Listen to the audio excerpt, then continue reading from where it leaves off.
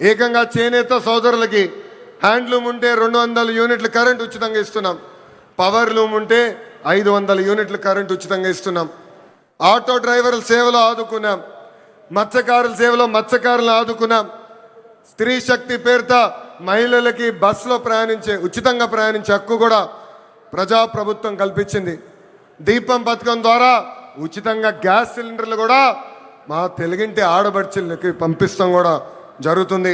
ప్రజాప్రభుత్వ నినాదం ఒకటే, ఒకే రాష్ట్రం ఒకే రాజధాని కానీ అభివృద్ధి వికేంద్రీకరణ.